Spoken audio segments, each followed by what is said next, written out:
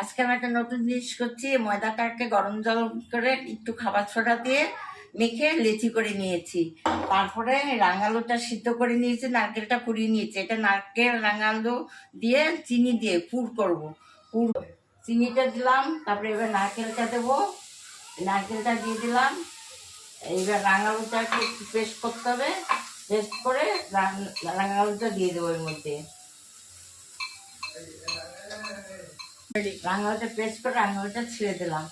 এবার পুরটা আমি তৈরি করব। এবার কাজু দিচ্ছি, কাজু কিশমিশ দিয়ে দিলাম,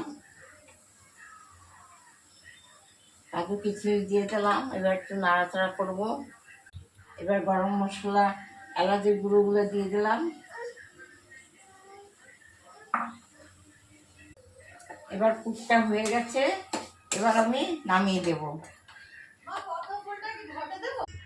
এবার আমি পিঠে বানাচ্ছি। পিঠের বাটিটা করে এবার পুরটা দেব। এই পুর দিচ্ছি।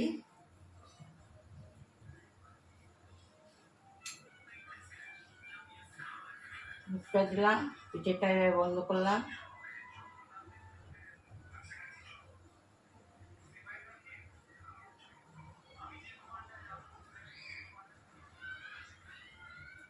পিঠেটাকে এরকম করে করে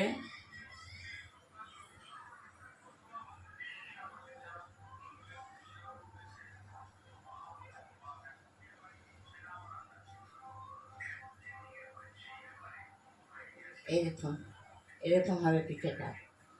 এইরকম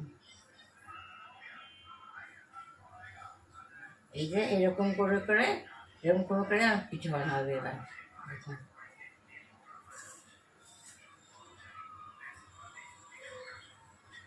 এই দেখুন একটা কই মাছ বানিয়েছি। এই যে এরকম করে এই যে সব পিঠেগুলো বানিয়েছি। এবার ভাজবো। এই দেখুন আমার পিঠে করা হয়ে গেল। এই গরম গরম পিঠে এক এক করে নামাচ্ছি। এটা হচ্ছে আলু আর নারকেল দিয়ে, মিষ্টি আলু নারকেল দিয়ে পিঠে। এই যে ভাজা পিঠে।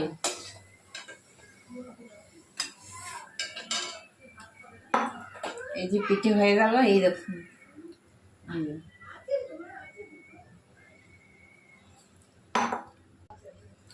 খুব সোজা, আপনারাও বানান এভাবে। হ্যাঁ, খেতে ভালোই হবে। আর কোনো ঝামেলা নেই, খুব চটপট করে হয়ে যায়, বিকালে টিফিন হয়ে যাবে। ময়দা দিয়ে বানিয়েছি পিঠেটা। বানিয়ে